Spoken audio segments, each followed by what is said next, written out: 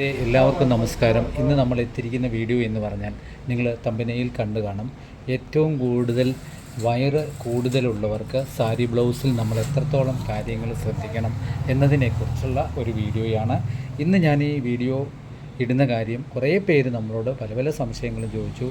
ഏറ്റവും കൂടുതൽ സംശയങ്ങൾ പറഞ്ഞത് ഫ്രണ്ട് വശത്തേക്ക് ഈ ബ്ലൗസ് താന്നു വരുന്നു, അപ്പോൾ ചുളിവ് കൂടുതൽ കിട്ടുന്നു. ഒരു കാരണവശാലും ഫ്രണ്ട് വശം നമുക്ക് ക്ലിയർ ആകുന്നില്ല. ഇപ്പോൾ ഈ വയറ് കൂടുതലുണ്ട്, 36 ഇഞ്ച് ചെസ്റ്റ് വണ്ണവും ഉണ്ട്, 32 ഇഞ്ച് വേസ്റ്റുമുണ്ട്. ഇത് എങ്ങനെ നമുക്കിത് ചെയ്യാൻ പറ്റും? ഇതിനെപ്പറ്റി ഒരു വ്യക്തമായ ധാരണയും ഒരളവും ഞങ്ങൾക്ക് പറഞ്ഞു തരാം. അപ്പോൾ ആ ഒരു വീഡിയോ ആണ് ഇന്ന് നമ്മൾ ഉൾപ്പെടുത്തിയിരിക്കുന്നത്.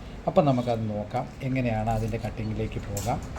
ആദ്യം തന്നെ നമ്മുടെ ഇതിന് ബാക്ക് ഡാട്ട് ഇല്ലാത്ത ബ്ലൗസ് തന്നെയാണ് ആദ്യം നമ്മൾ കട്ട് ചെയ്യുന്നത്. അപ്പോൾ നമുക്ക് 1.5 ഇഞ്ച് 1/2 ഇഞ്ച് തയ്യൽ തുമ്പ് തള്ളിയതിന് ശേഷം നമ്മൾ ഈ ബ്ലൗസിന് കൊടുക്കുന്ന 14.5 ഇഞ്ച് ഇറക്കമാണ്. 14.5 നമ്മളിവിടെ മാർക്ക് ചെയ്തു. 1/2 ഇഞ്ച് എപ്പോഴും കൊടുക്കുന്നതുകൊണ്ട് നമ്മൾ തുമ്പ് കൊടുത്തു. ഇനി ഇതിന് 36 ഇഞ്ച് വണ്ണമാണ്. അതിൻ്റെ 6ൽ 1 പറയുമ്പോൾ 6 ഇഞ്ച് തന്നെ നമ്മൾ ഷോൾഡറും കൊടുത്തു. ഷോൾഡർ 6 ഇഞ്ച് കൊടുത്തു. 6 ഇഞ്ച് കൈക്കുഴി സെയിം അളവിൽ തന്നെ മാർക്ക് ചെയ്തു. ഇതിൽ യാതൊരുവിധ വ്യത്യാസവും വരുത്തുന്നില്ല. 2.5 ഇതിൻ്റെ നെക്കിൻ്റെ അളവ്. ബാക്ക് നെക്ക് 8 ഇഞ്ച് നമുക്ക് തീർന്ന് കിട്ടണം. അപ്പം നമ്മൾ 7.75 മാർക്ക് ചെയ്തിട്ട് 2.5 ഇവിടെയും മാർക്ക് ചെയ്ത് ഈ ബ്ലൗസ് ആദ്യം തന്നെ നമ്മുടെ ബാക്ക് പീസ് റെഡിയാക്കും. ഇനി പ്രധാനമായിട്ട് പിന്നീട് ശ്രദ്ധിക്കേണ്ട ഒരു പ്രധാന കാര്യം എന്തെന്ന് പറഞ്ഞാൽ, നമ്മൾ ബോഡി വണ്ണത്തിൻ്റെ കൂടെ 4 ഇഞ്ചും കൂടെ ചേർത്ത് 36ൻ്റെ കൂടെ 4ഉം കൂടെ ചേർത്ത് ഇങ്ങനെ 36 + 4ഉം കൂടെ ചേർത്താണ് ബോഡി വണ്ണം നമ്മൾ ലൂസ് ഇടുന്നത്. അതായത് ബോഡി വണ്ണം ടൈറ്റ് വണ്ണത്തിൻ്റെ കൂടെയാണ് നമ്മൾ 4 ഇഞ്ച് ചേർക്കുന്നത്. അപ്പോൾ അങ്ങനെ വരുമ്പോൾ നമുക്ക് 40 കിട്ടും. അപ്പോൾ ഫ്രണ്ടിൽ നമ്മൾ ആദ്യം തന്നെ നമ്മൾ 40 മാർക്ക് ചെയ്തു. 40ൻ്റെ 4ൽ 1 ബോഡി വണ്ണം ടൈറ്റ് വണ്ണത്തിൻ്റെ കൂടെ 36ൻ്റെ കൂടെ 4ഉം കൂടെ ചേർത്ത് 40ൻ്റെ 4ൽ 1 നമ്മൾ സാധാരണ ബ്ലൗസ് ചെയ്യുന്ന പോലെ മാർക്ക് ചെയ്തു. 32 അതിൻ്റെ 4ൽ 1 8 മാർക്ക് ചെയ്തു. ഈ ഒരു വിധത്തിലാണ് ഓർഡിനറി ബ്ലൗസ് നമ്മൾ മാർക്ക് ചെയ്യുന്നത്. അപ്പോൾ ഈ അടിവയറുള്ളവർക്ക് ഏറ്റവും കൂടുതൽ പ്രശ്നം കാണിക്കുന്നത് എന്ന് പറഞ്ഞാൽ ഫ്രണ്ട് വശം ചുളിഞ്ഞ് മേളിലോട്ട് കയറി വരും. മേളിലോട്ട് കയറി വരുമ്പോൾ നമുക്ക് ഈ മെയിൻ ഡാട്ടിൻ്റെ ആ ഒരു ഭാഗമെല്ലാം കൂടുതലും ചുളിവ് വരും. നമ്മുടെ കണക്കെല്ലാം തെറ്റിപ്പോകും.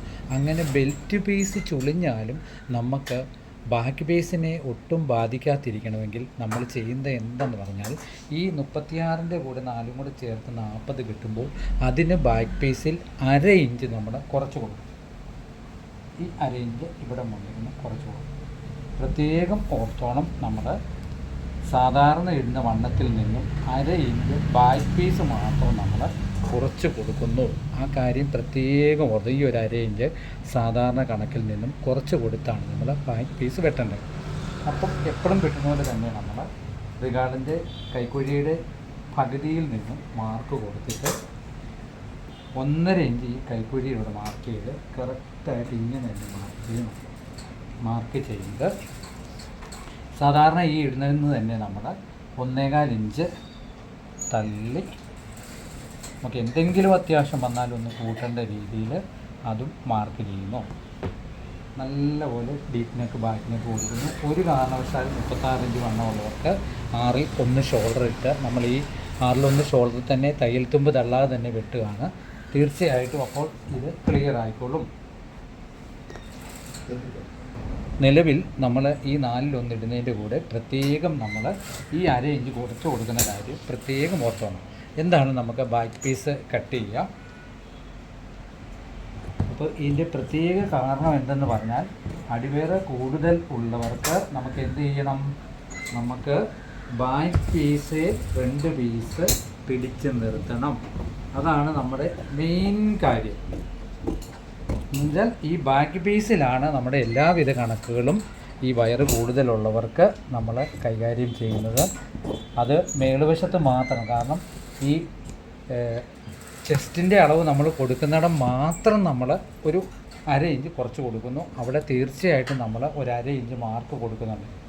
എന്നിട്ട് എന്താ ചെയ്യുന്നതാണ്, ഫ്രണ്ട് പീസ് വെട്ടാൻ നേരം നമ്മൾ എന്ത് ചെയ്യുന്നു, ഈ അളവിൽ തന്നെ ഫ്രണ്ട് പീസിൽ അര ഇഞ്ച് കൂടുതലിട്ട് വെട്ടാനുള്ള മാർഗം നമ്മൾ നോക്കുന്നു. അപ്പം ഇനിയിപ്പോൾ അത് കൈ പിടിപ്പിക്കുന്ന കാര്യവും ഞാൻ പറയുന്നുണ്ട്, അതും കൂടെ ശ്രദ്ധിച്ചിരിക്കുക. അപ്പോൾ ബുക്കിൽ ഇത് കുറിച്ചിടണം, ഈ ഒരു ഭാഗം കുറിച്ച് വരച്ചിടണം. ഇനി നമുക്ക് വെട്ടുന്നത് ഫ്രണ്ട് പീസാണ്. ഫ്രണ്ട് പീസ് നമുക്ക് സ്ട്രെയിറ്റിൽ തന്നെ എടുക്കാം.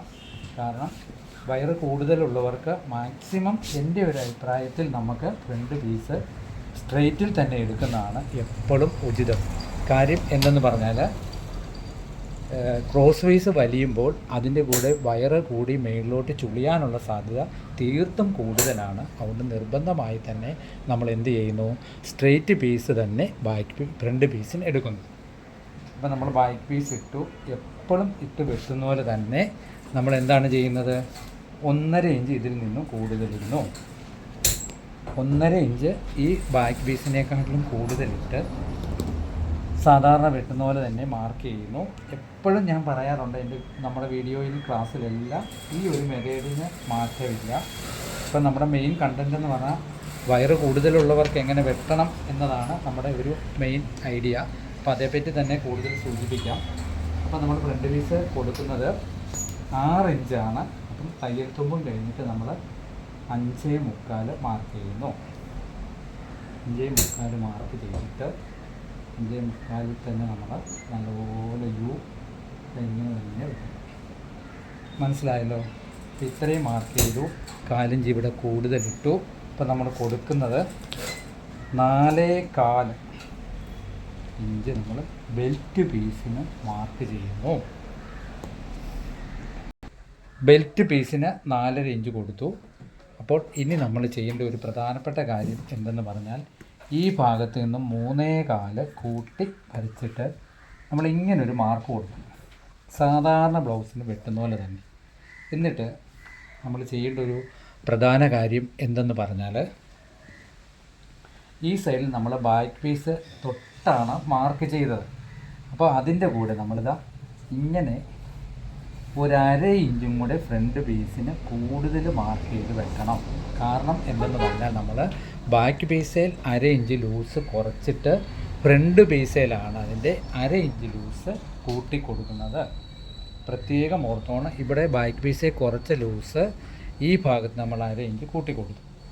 അപ്പോൾ നമുക്ക് എന്താണേലും ഇത്രയും ഭാഗം കട്ട് ചെയ്തെടുക്കാം.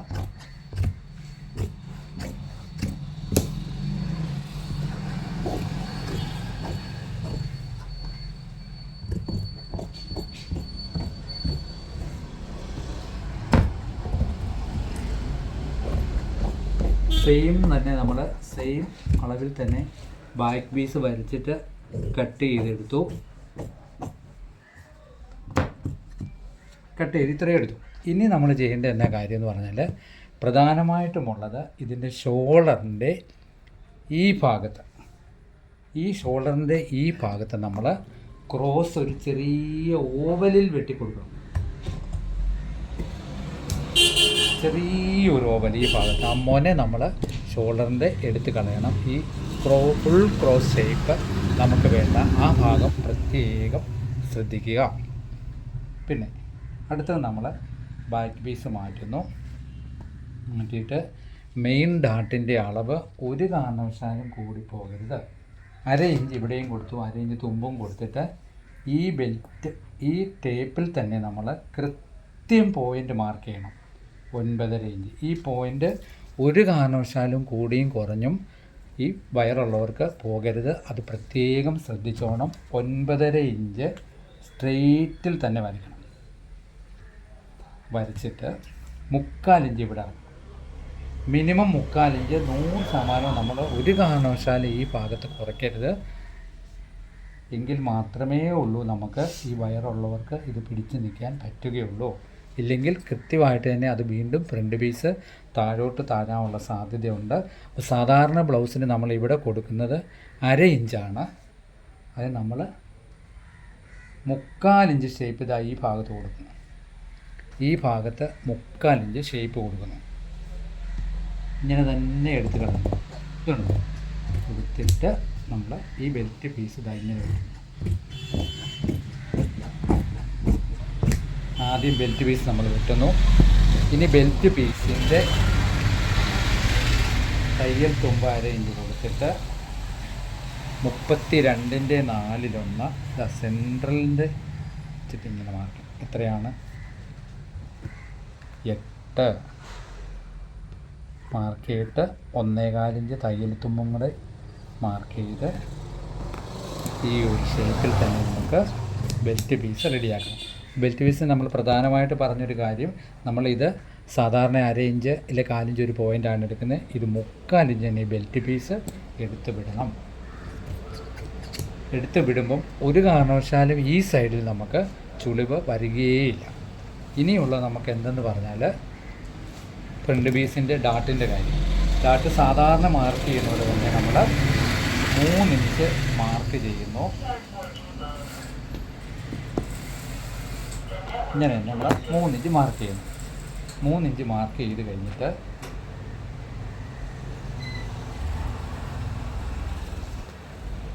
മുക്കാൽ ഇഞ്ച് ഈ ഭാഗത്തെടുത്ത് കൊടുക്കണം. ഈ ഡാട്ട് വരെ എടുക്കാവുള്ളൂ. ഇവിടെയും 3/4 ഇഞ്ച്, ഇവിടെയും 3/4 ഇഞ്ച്. ഇത് കറക്റ്റ് ചെയ്തു. 3/4 ഇഞ്ച് കറക്റ്റ് ചെയ്തു.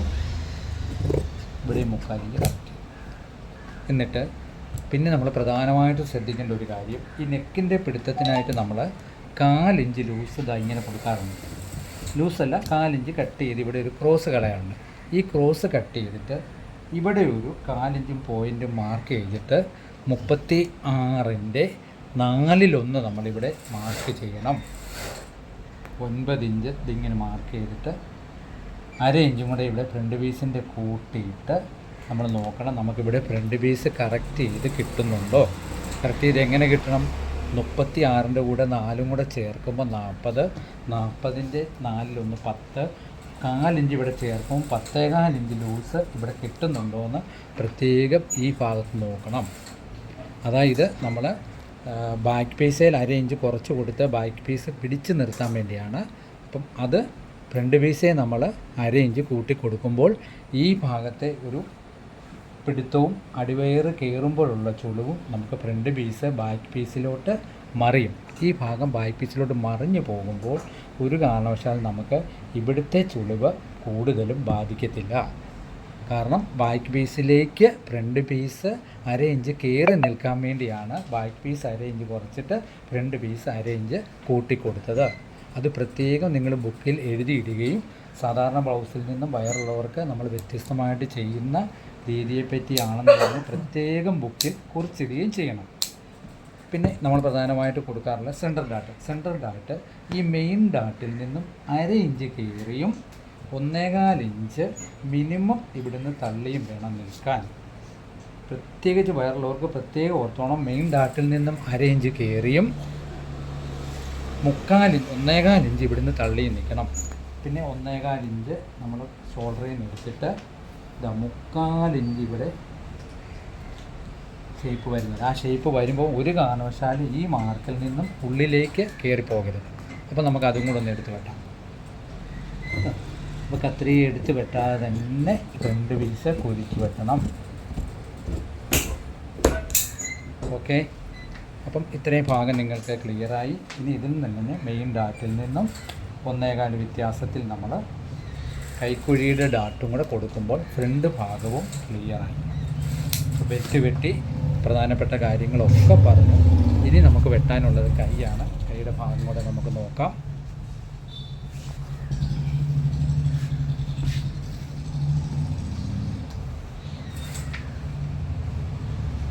കൈ നമ്മൾ മാർക്ക് ചെയ്യുന്നു. 1/2 ഇഞ്ച് തയ്യൽ തുമ്പും കൊടുത്ത്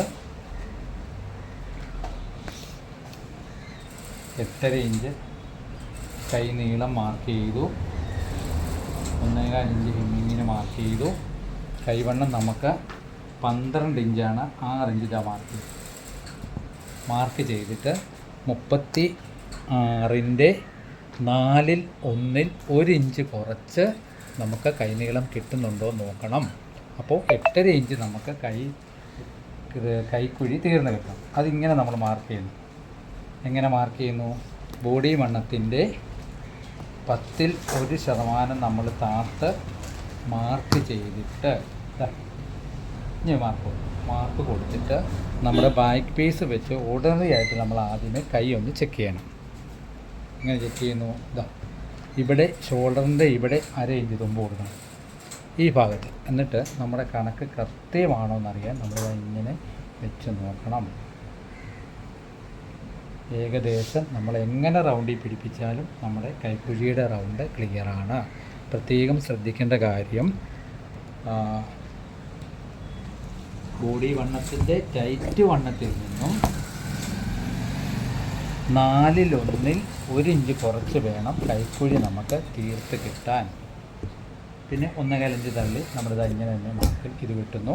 പിന്നെ ഫ്രണ്ട് പീസ് കൈയുടെ കുഴിച്ച് വെട്ടുന്ന കാര്യമൊക്കെ പല വീഡിയോയിൽ ഞാൻ പറഞ്ഞിട്ടുണ്ട്. 1/4 ഇഞ്ച് ഇവിടെ തള്ളി, 2 ഇഞ്ച് ഈ ഭാഗത്ത് തള്ളി, ഇതിൻ്റെ നടുക്ക് നമുക്ക് 3/4 ഇഞ്ച് വരുന്ന പോലെ വളരെ വിശദീകരിച്ച് അതിൻ്റെ ഭാഗം നമ്മൾ കൈയുടെ വീഡിയോയിൽ തന്നെ ചെയ്തിട്ടുണ്ട്. അപ്പം അത് അതുപോലെ തന്നെ വെട്ടിയിരുന്നു. ഇങ്ങനെ എടുക്കും നമുക്ക് എല്ലാ ഭാഗങ്ങളുടെ ക്രിയകളും. ഇനി പ്രധാനപ്പെട്ട കാര്യം നിങ്ങളോട് എനിക്ക് പറയാനുള്ളത്, കഴിവതും ഈ വയറ് കൂടുതലുള്ളവരുടെ കൈ നമ്മൾ റൗണ്ടിൽ തന്നെ പിടിപ്പിക്കാനായിട്ട് ശ്രമിക്കണം. അങ്ങനെ ശ്രമിക്കുമ്പോൾ എന്താ ചെയ്യേണ്ടതെന്ന് വെച്ചാൽ, നിങ്ങൾ റൗണ്ടിൽ സൈഡ് കൂട്ടുമ്പോൾ ഫ്രണ്ട് വശത്ത് നമ്മൾ 1/2 ഇഞ്ച് കൂടുതൽ കൊടുത്തപ്പോൾ ഫ്രണ്ടിൻ്റെ ഈ ഒരു സെൻറ്ററിലേക്ക്, ഈ മാർക്ക് ചെയ്ത ഈ സെൻറ്ററിലേക്ക് കൈയുടെ ജോയിൻ്റ് വരാൻ പ്രത്യേകം നിങ്ങൾ ശ്രദ്ധിക്കണം. അപ്പം നമ്മളിങ്ങനെ കൈക്കുഴി അടിക്കുമ്പോൾ ഫ്രണ്ട് വശത്തേക്ക് ഈ കൈയുടെ സെൻറ്റർ 1/2 ഇഞ്ച് കൂടുതൽ വരാനുള്ള സാധ്യതയുണ്ട്. അങ്ങനെ അടിക്കുമ്പോൾ ഒരു കാരണവശാലും ബാക്ക് പീസിൻ്റെ ഭാഗത്തും കൈയുടെ ഭാഗത്തും ഈ ഫ്രണ്ട് വശത്തെ ചുളിവിനെ പിടിച്ചു നിർത്താനുള്ള പ്രധാനപ്പെട്ട കാര്യങ്ങൾ ഉണ്ടാകും. അത് എങ്ങനെയാണെന്ന് വെച്ചാൽ, നമ്മൾ കൈയുടെ സെൻറ്റർ, അതായത് നമ്മൾ സാരി ബ്ലൗസിൻ്റെ കൈയുടെ ഈ ഒരു സെൻറ്റർ ബാഗിൽ കൂട്ടിയിട്ട് ഫ്രണ്ട് വശത്തേക്ക് ഈ ജോയിൻറ്റിൽ നിന്നും 1/2 ഇഞ്ച് കയറ്റി വെച്ച് പിടിപ്പിക്കാൻ പ്രത്യേകം ശ്രദ്ധിക്കുക. ബാക്ക് പീസ് നമ്മൾ ജോയിൻ്റ് ചെയ്തു, വണ്ണം ക്ലിയർ ചെയ്തു, എന്നിട്ട് കൈ റൗണ്ടിൽ കൂട്ടിയിട്ട് ഫ്രണ്ടിലേക്ക് 1/2 ഇഞ്ച് കയറ്റി കൈ വെച്ചിട്ട് റൗണ്ടിൽ പിടിപ്പിക്കാൻ ശ്രമിക്കുക. അങ്ങനെ പിടിപ്പിച്ചാൽ കൂടുതലും കൂടെ നമുക്ക് ക്ലിയർ ആവും. കൈയുടെ ഭാഗത്തും ബാക്ക് പീസിൻ്റെ ഭാഗത്തും പിടുത്തം വരുമ്പോൾ ഒരു കാരണവശാലും നമ്മുടെ ബ്ലൗസിൻ്റെ ഫ്രണ്ട് വശത്തെ ഈ ചുളിവ് വരത്തില്ല. അപ്പം ഇന്ന് ക്ലാസ്സിൽ പറഞ്ഞ പ്രധാനപ്പെട്ട കാര്യങ്ങളൊക്കെ കുറിച്ചിടുകയും ഈ വയറിൻ്റെ പ്രശ്നം പറഞ്ഞ് ബ്ലൗസ് ഒത്തിരി ചുളിഞ്ഞ് കയറുന്നു എന്ന് പറയുന്നവർക്ക് വേണ്ടി നിങ്ങൾ ഈ വക രീതിയിലുള്ള മാറ്റങ്ങൾ വരുത്തി കട്ട് ചെയ്യാൻ ശ്രമിക്കുക. അങ്ങനെ ശ്രമിച്ചിട്ട് ഇട്ട് നോക്കട്ടെ. അപ്പം ഏകദേശം ഞാൻ ചെയ്തിട്ട് പൂർണ്ണമായിട്ടും ഫലിച്ച കാര്യങ്ങളാണ് നിങ്ങൾക്ക് ക്ലാസ്സിലൂടെ പറഞ്ഞു തരുന്നത്. അപ്പോൾ ഈ കാര്യങ്ങളൊക്കെ മനസ്സിലാക്കി നല്ല രീതിയിൽ തയ്ച്ച് കൊടുത്ത് കസ്റ്റമറുടെയൊക്കെ പ്രീതി പിടിച്ചു പറ്റാനും, ഇങ്ങനെ അറേഞ്ച് ചെയ്ത് വെട്ടുന്നവരുടെ ഒരു സ്കെച്ച്, പേപ്പർ സ്കെച്ച് എടുത്ത് വെച്ചിട്ട് ആ കസ്റ്റമർ വരും പിന്നീടും ആ സ്കെച്ചിട്ട് വെട്ടാനും ശ്രമിക്കുക. എല്ലാവർക്കും ഈശ്വരൻ്റെ അനുഗ്രഹം ഉണ്ടാകട്ടെ എന്ന് നിറഞ്ഞ മനസ്സോടുകൂടി പ്രാർത്ഥിച്ചുകൊണ്ട് ഇന്നത്തെ ക്ലാസ് പൂർണ്ണമാകുന്നു. Thank you.